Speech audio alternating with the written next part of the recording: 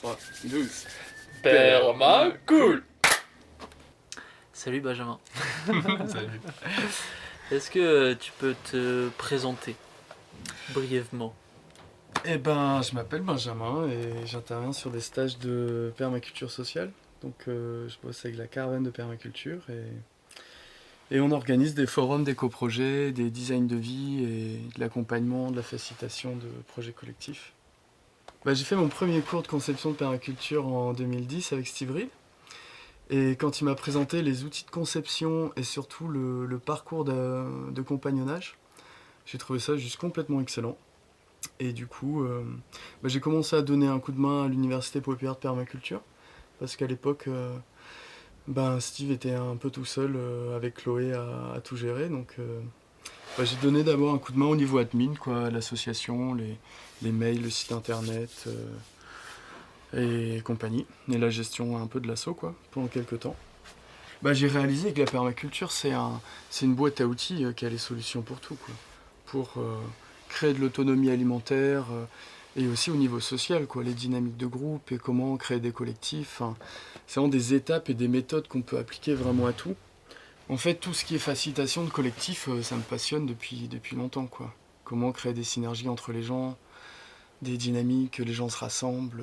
Et donc, au fur et à mesure, j'ai un peu mis en place différents formats de rencontres et de formations qui répondent au principe en fait, de permaculture et de créer des synergies, et plus au niveau social. Donc j'ai commencé par faire des permapéros. Alors le permapéro est un outil fantastique, bien ancré dans la culture locale de prendre l'apéro.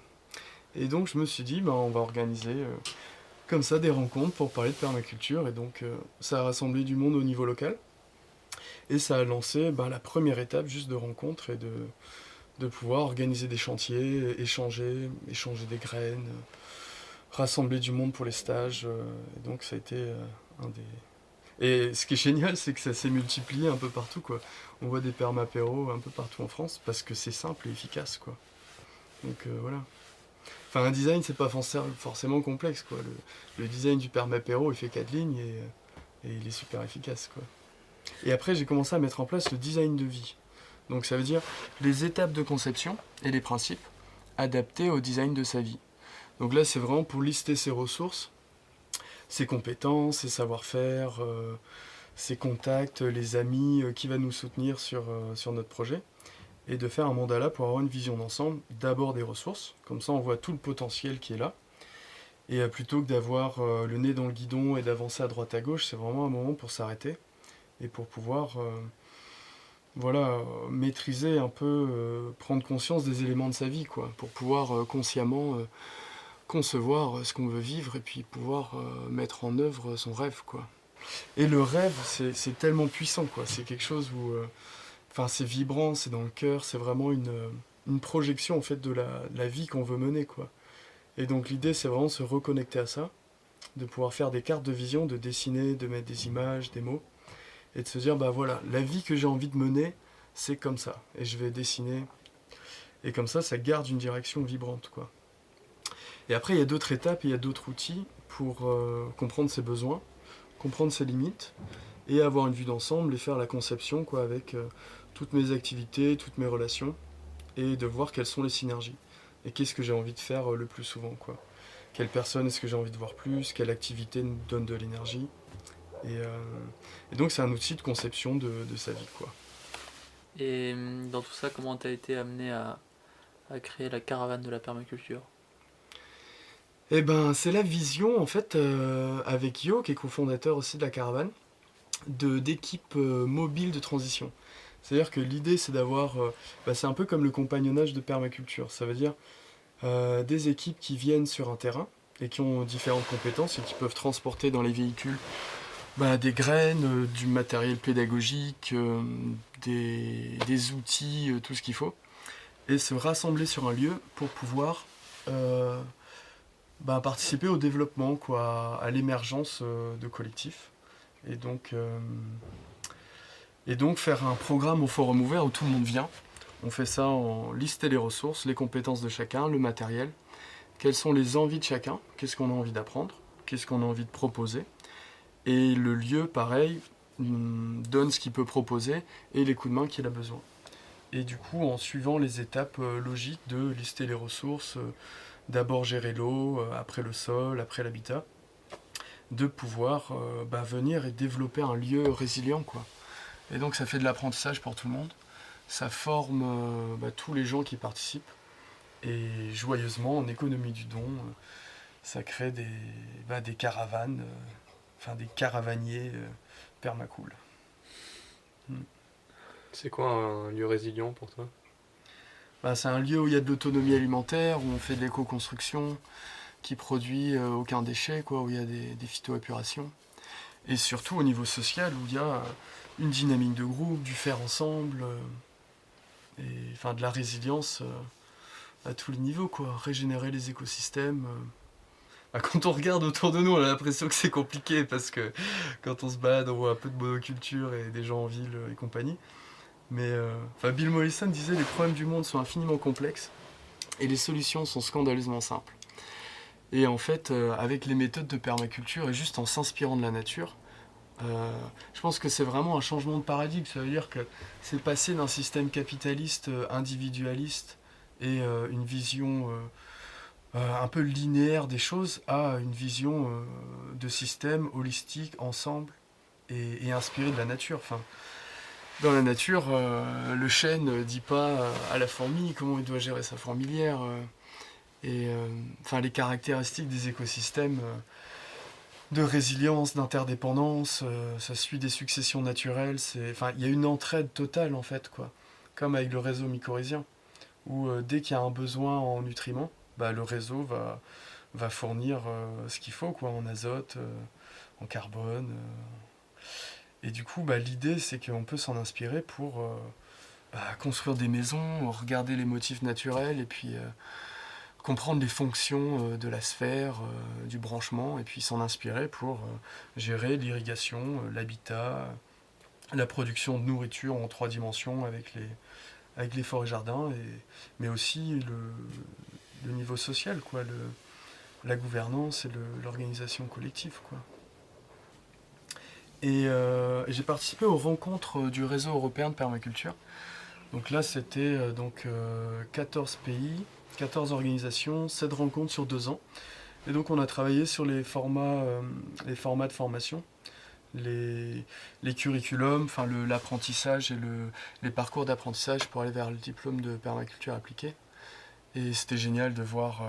là, j'ai dû vivre les 2 jours les plus efficaces de ma vie en 2012 à la Convergence européenne en Allemagne.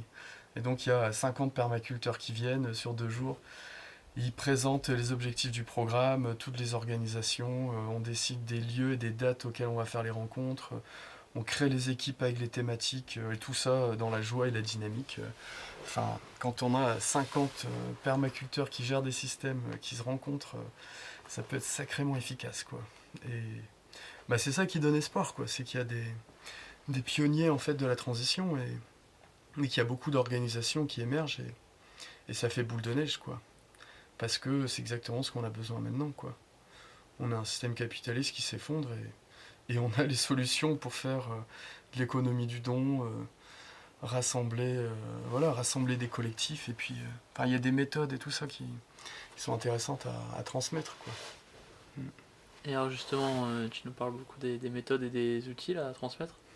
Est-ce que toi, tu as trouvé un moyen de les transmettre, justement À travers les différents formats de formation, c'est adapté. Par exemple, l'introduction à la permaculture, c'est vraiment pour les méthodes et les principes, et vraiment donner l'essence de la permaculture.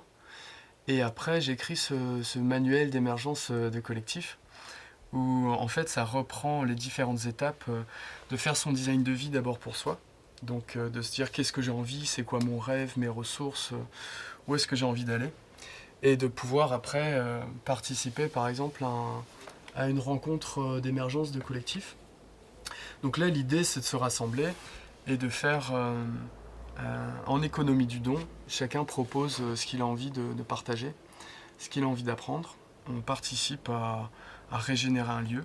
L'idée c'est que ce soit autogéré, ça veut dire qu'on fasse des équipes qui viennent et qui gèrent la cuisine, la cueillette, le jardin, et aussi la facilitation. En fait, l'idée, c'est vraiment de former des facilitateurs qui peuvent par la suite animer des rencontres d'émergence. Enfin, c'est un format qui est très, très adaptable, qui est très cohérent avec les besoins d'un lieu, les besoins des personnes, et qui permet vraiment de créer des collectifs, enfin des lieux qui soient résilients, quoi. Et tous les gens qui viennent apprennent à cultiver, à construire, à faciliter. Tout le monde apprend des choses et après ces nomades de transition peuvent aussi apporter les graines, les outils, les savoir-faire sur un autre lieu et faire une autre rencontre d'émergence. On a fait déjà plusieurs chantiers rencontres de permaculture depuis un moment. Le premier c'était à Carzello en Bretagne. Et après, on en a fait plusieurs dans les Cévennes, à droite à gauche. Mais là, le premier vraiment sur ce format d'émergence de collectif, ce sera du 26 octobre au 8 novembre, ici en Ariège, sur le collectif au bord du ruisseau. Et donc là, il y a des gens qui vont participer. Et l'idée, c'est de faire de la gestion d'eau sur le site. Et il y a Benoît qui va intervenir sur les forêts-jardins. Et plusieurs propositions, quoi. En fait, c'est selon les personnes qui vont participer. Là... on a une participante qui va proposer la connexion à la nature et Deep Ecology. Moi, je vais animer des ateliers sur la conception et la facilitation de projets collectifs. Et la facilitation, quoi, les méthodes d'enseignement, de dynamique de groupe et tout ça. Ils sont en train de construire un dôme, ils ont une cuisine extérieure. Ils sont sur différents jardins. Puis il y a beaucoup de célébrateurs, quoi, une vision vraiment de rassemblement et de pouvoir, de musique, de danse, il y a beaucoup de pratiques culturelles comme ça. Et ouais, ça va être vraiment chouette. Et l'idée, c'est que chacun puisse faire ce qu'il veut quand il veut et participer à l'atelier qu'il a envie, proposer l'atelier qu'il a envie. Et ensemble, voilà, de créer de la résilience et le monde de demain, quoi. En fait, il y a le Global Eco Village Network qui font des formations de 1 mois qui s'appellent Eco Village Design Education. Et donc la résilience qui voit pour des éco-villages, donc vraiment des communautés intentionnelles, c'est un stage où il y a 1 semaine sur l'économie, donc comment gérer les échanges, la résilience économique du lieu, la production, enfin comment est-ce que ça peut être viable. Au niveau social aussi, donc quelles sont les bonnes méthodes pour vivre ensemble, les gouvernances, la communication non violente, toutes les recettes en fait pour vivre ensemble de façon fluide, quoi, avec des organisations de collectifs où on n'est pas obligé de faire des réunions de 3 heures autour de tables rectangles, mais on peut aussi prendre soin des humains et en même temps avoir des organisations qui peuvent être organiques et où chacun trouve sa place et agit pour le bien de la communauté, quoi. Et donc c'est beaucoup les principes de permaculture, comment d'abord gérer l'eau, parce que c'est ça qui est vital vraiment aujourd'hui. Et on voit des monocultures où on a l'eau qui dévale et qui prend tous les nutriments voilà, qui emporte la couche fertile de sol. Et une des premières étapes, c'est de ralentir, de stocker, d'infiltrer l'eau dans le sol pour que ce soit disponible justement aux plantes et aux forêts-jardins qu'on peut planter derrière, quoi. Et rien que ça, des mares, ça maximise les écosystèmes, c'est bon pour les animaux, les insectes, pour les plantes, pour nous. Et on est vraiment à un moment où on a besoin de ça, quoi. Et donc rien qu'en faisant de la gestion d'eau et en plantant des forêts-jardins, on répond à la plupart de nos problématiques et on répond à la plupart de nos besoins, quoi. Les arbres, ça participe à rééquilibrer les écosystèmes, à diminuer le réchauffement climatique, à ramener de la matière organique. Ça peut nous nourrir aussi, nous soigner, on peut construire. En fait, on peut répondre à tous nos besoins et vraiment de façon globale, quoi, avec de la gestion d'eau et des forêts-jardins, quoi. Donc, c'est simple et c'est efficace, quoi. Voilà, juste il faut se rassembler et planter des arbres fruitiers, quoi. Et donc trouver l'inspiration, les réseaux et la motivation et les équipes pour planter des forêts-jardins, quoi. Et c'est ce qui peut nous sauver à un moment où où l'économie s'effondre, où il y a des situations sociales et politiques qui divisent les gens et qui agissent pour la séparation et juste se rassembler et faire ce qu'on a de bon pour notre communauté, quoi. Et dans le programme des formations du Global Eco Village Network, il y a aussi une semaine sur la vision. Ça veut dire, c'est ça aussi qui rassemble les gens dans une communauté, c'est d'avoir une vision commune, quoi. Quelque chose qui est vibrant, où on se dit, bah, c'est vraiment ça qu'on a envie pour notre communauté. C'est ça, ma raison d'être aussi, qui vibre avec la raison d'être de la communauté. Et c'est vraiment le fondement de rassembler des dynamiques de groupe, quoi, ensemble, quoi. Et donc c'est plein de recettes de résilience, quoi. Et du coup, dans le manuel là, d'émergence de collectif, j'ai aussi expliqué un peu les différentes bonnes recettes pour l'apprentissage. Donc ça veut dire que on peut faire des formations avec des cours magistraux sur la gestion d'eau et sur les dynamiques de groupe, mais la meilleure façon d'apprendre, c'est le Accelerating Learning d'une université aux États-Unis qui a conceptualisé ça. Et en fait, pour faire simple, c'est faire ensemble. Enfin, c'est vraiment faire, quoi. C'est dans l'action que ce soit n'importe quoi qu'on veut apprendre, c'est d'être dans l'action. Que ce soit fait ensemble, en groupe, que ce soit fun, et que ce soit utile tout de suite. Donc, c'est vraiment les principes d'apprentissage pour accélérer la transmission et puis l'apprentissage collectif, quoi. Il y a beaucoup de gens qui veulent faire partie d'un collectif. Là, en ce moment, tout le monde se dit, bah, c'est clair, c'est comme ça qu'on peut créer de la résilience et vivre ensemble et pouvoir passer ces moments de transition. Et donc, il y a des outils, il y a des étapes, il y a des méthodes pour se rencontrer, partager sa vision, être conscient de ses besoins, pouvoir les communiquer. Et juste un moment sur un forum pour pouvoir rencontrer des gens avec une sensibilité qui est similaire, pour pouvoir juste se rassembler entre personnes qui veulent créer un projet ensemble, quoi. C'est des moments de rencontre, quoi. On entend pas mal parler de cette fameuse vision commune, la raison d'être pour une communauté, un collectif, qui est la pièce maîtresse apparemment pour tout collectif.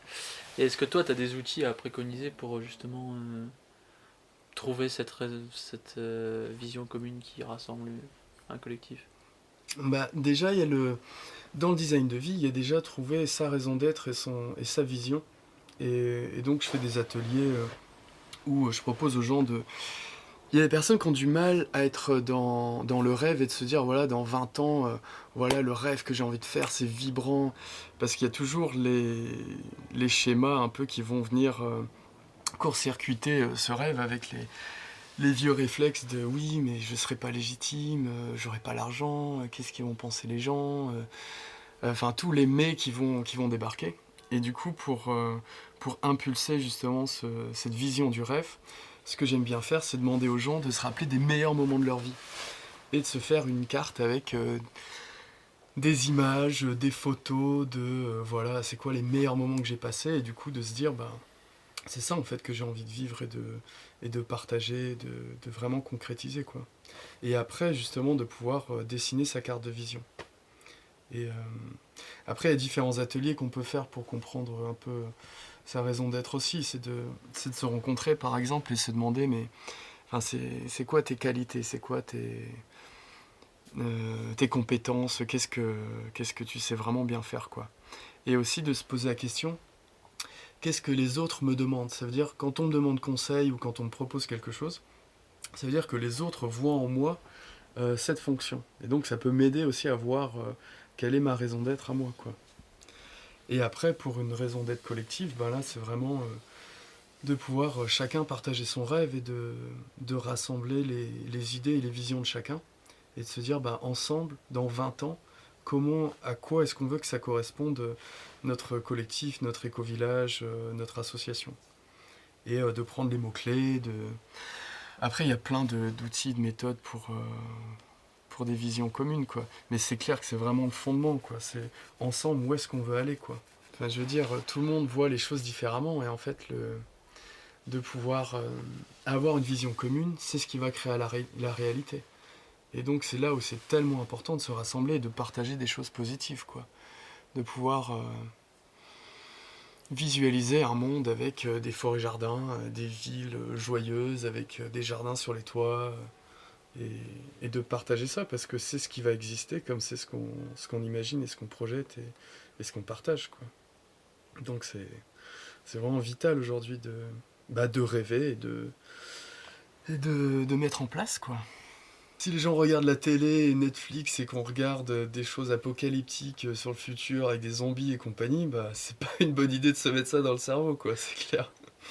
Et parce que, de toute façon, l'humanité, on va passer des crises et des moments difficiles, quoi. Enfin, on va avoir l'économie qui s'effondre, un réchauffement climatique. Voilà, un des gros problèmes, c'est aussi l'appauvrissement des sols, quoi, parce que si on n'a plus les insectes et le sol fertile, bah juste on cultive plus de nourriture, donc voilà, donc c'est vraiment vital d'avoir des visions qui visualisent de l'abondance, quoi, et de le mettre en place, quoi. Mm. Justement, en parlant d'abondance, ça a l'air de te tenir à cœur de promouvoir cette abondance. Mm. Et ben l'idée, là, avec le permaculture, c'est qu'on lance l'économie de la graine. En fait, ce qu'il faut comprendre, c'est que une économie, une monnaie, c'est juste un bout de papier. Ça veut dire que la Banque Centrale Européenne, elle imprime des bouts de papier, et on s'est dit que ça allait notre monnaie d'échange pour échanger des biens et des services. Et on peut utiliser des monnaies locales, on peut utiliser des coquillages, on peut utiliser ce qu'on veut, en fait. Ce qui fait une économie, c'est la confiance. Ça veut dire que la communauté qui échange des biens et des services ont confiance en cette monnaie, en cette unité. Et aussi, ce qui fait une économie, c'est la vitesse à laquelle ça circule. C'est-à-dire que dans un système capitaliste où les gens accumulent des biens et gardent de l'argent sur un compte en banque, ben, ça ne crée pas de la fluidité dans le système. Plus ça circule et plus c'est fluide, plus ça crée de l'abondance. Parce que on en distribue, on l'utilise, on produit des choses, on redistribue les surplus et ça circule. Et le truc qui va devenir vital maintenant, c'est la graine, c'est de produire de la nourriture, c'est de faire de l'autonomie alimentaire au niveau local. On ne peut plus compter sur les supermarchés et sur les transports internationaux qui polluent, qui ne sont pas éthiques, avec des produits de mauvaise qualité. Et donc l'idée, c'est vraiment de pouvoir s'échanger, d'utiliser la graine comme monnaie. Parce que la graine, je peux la planter, la cultiver, et donc ça va me nourrir. Je peux multiplier des graines. Et après, je peux aussi demander des services. Je peux aller voir le maraîcher et payer en graines, aller à un concert, payer en graines, demander à un artisan quelque chose. Et en fait, ça peut devenir notre monnaie d'échange, quoi. Et donc, ça crée de la résilience parce que, en fait, la résilience de ma communauté, elle dépend de la résilience de la communauté voisine. Donc je vais pas être avec un fusil autour de mes salades pour empêcher mon voisin de venir manger des salades. Mais l'idée, c'est de pouvoir distribuer et répartir des graines au maximum pour que chacun puisse faire son jardin. Et donc, l'économie de la graine, bah, c'est ça. On s'échange des graines, on les cultive, on plante. Et c'est une économie de l'abondance parce que on n'est pas une banque centrale à produire des billets et à décider du cours de la bourse ou quoi que ce soit. On est des banques décentrales de graines et c'est pas une économie du manque où on s'échange des choses, je te donne un truc, si tu me donnes un truc. C'est vraiment, on produit, une fois qu'on a des graines, on peut en produire fois 100, fois 1000, quoi. Enfin, je veux dire, n'importe quel fruit, le nombre de graines qu'il donne, ça peut être immense, quoi. Et donc, l'idée, c'est de pouvoir partager au maximum ces graines et de créer un système en économie du don et ensemble, quoi. Et donc, en fait, ça incite les gens à se rassembler parce que on va cultiver ensemble. Moi, j'ai plus d'espace dans mon jardin, donc tu vas venir planter tes graines. On va manger ensemble, les récolter ensemble. Et c'est là où on rassemble la communauté locale pour pouvoir répondre aux besoins de la collectivité, quoi. Et en fait, c'est vraiment un changement de paradigme, quoi. Ça veut dire, c'est plus d'être dans un truc individualiste, capitaliste, mais dans une vision de système et comment ensemble on gère les besoins de la communauté, quoi. Et donc on peut aussi se faire une rencontre de voisinage et faire une fête des voisins avec de la musique et compagnie, et mettre sur la table tout ce que chacun produit, et que chacun puisse prendre ce qu'il a besoin. Parce que après, ça s'autorégule, ça veut dire que si on voit qu'il manque quelque chose sur la table, eh ben on peut rassembler la communauté et se dire, bah là, on a besoin d'aller chez le maraîcher, de planter des arbres fruitiers, et ensemble on autorégule en fait les besoins de la communauté, quoi. Donc voilà, c'est parti, on cultive, on échange des graines, et puis et voilà, on crée de la résilience, et on a l'économie de demain, quoi. En partenariat avec le permaculture et la caravane de permaculture. Donc tu veux dire que avec notre graine vadrouille, notre petit coffre, notre petite banque de graines, la seule qui aime se faire braquer, eh ben on pourrait trouver ce qu'on a besoin et on n'aurait plus besoin d'argent, quoi. C'est ça l'idée? Ben, de toute façon, l'économie va se casser la gueule. Là, le ministre de l'économie cette année disait la France va vivre la pire récession depuis 50 ans. Donc une fois que le billet vaut plus rien, il nous faut juste une autre... On peut utiliser des monnaies locales, quoi, et s'échanger des... c'est vraiment drôle parce que le système capitaliste a vraiment asservi tout le monde juste avec des bouts de papier qu'ils impriment et qui a aucune valeur, quoi, qui a juste la valeur qu'on leur donne. Donc la graine, c'est pareil. On se dit que c'est notre nouvelle monnaie, on s'échange des graines. Et c'est bon. Et en plus ça se cultive et ça se mange, quoi. Parce que le billet de 20 € est pas très bon à manger, quoi. Bill Clinton avait raison, quoi. Les problèmes de ce monde sont incroyablement complexes, mais les solutions heureusement simples. Exactement. Les solutions sont très simples. C'est avoir une vision juste ensemble et de se rassembler et de faire les choses pour le bien commun, quoi. Et ce changement de vision, c'est ce qu'il nous faut aujourd'hui pour passer à cette transition, quoi, clairement. Et Bill Mollison disait aussi, on peut régler tous les problèmes du monde dans un jardin. Avec des bons voisins. Avec des bons voisins, c'est ça. Quand on voit sa nourriture pousser depuis sa cuisine et des amis aux alentours, eh ben c'est là où on peut être bien, quoi. Donc c'est simple. Et après, il faut se lancer, quoi. C'est ça. Plus on aura de gens qui peuvent rassembler des équipes et avoir des méthodes pour créer des collectifs qui soient résilients et régénératifs pour les écosystèmes et pour les humains, ben, plus vite on va pouvoir assurer cette transition, quoi. Et ça passe par ces méthodes, quoi, de se rassembler, d'avoir de la stratégie, de comprendre les différentes fonctions qu'on doit assurer, d'autonomie alimentaire, de connexion sociale, d'habitat, et avec des méthodes ensemble de gérer des équipes qui assurent cette transition, quoi. Et d'économie. Et d'économie, voilà. Des économies. L'économie de la graine. Yes. Il faut des ambassadeurs, donc. Voilà, vous pouvez tous devenir ambassadeurs de l'économie de la graine, de cultiver des graines et d'aller autour de chez vous avec les amis, avec les artisans, avec les maraîchers, avec tout le monde, lancer cette économie de la graine et produire de la nourriture. Parce que c'est vital. Et en plus, c'est joyeux. Donc nous, on a l'habitude de conclure les podcasts par une citation, parce que parmi les choses qu'on emmène, mis à part le coffre de graines qu'on appelle la graine vadrouille, il y a aussi un carnet de citations pour colporter les fameuses citations inspirantes. Donc en tant que personne inspirante qu'on interview, as-tu une citation à nous faire partager et à partager au permapote? Eh ben, j'ai envie de dire, ça va aller et on est ensemble. On est ensemble. Elle nous vient d'où cette citation? D'Afrique de l'Ouest. On dit ça souvent en Afrique. On est ensemble. Et c'est vrai que c'est la base, quoi. C'est ce qui va nous permettre de sortir de quelque chose d'individualiste pour le bien commun, quoi.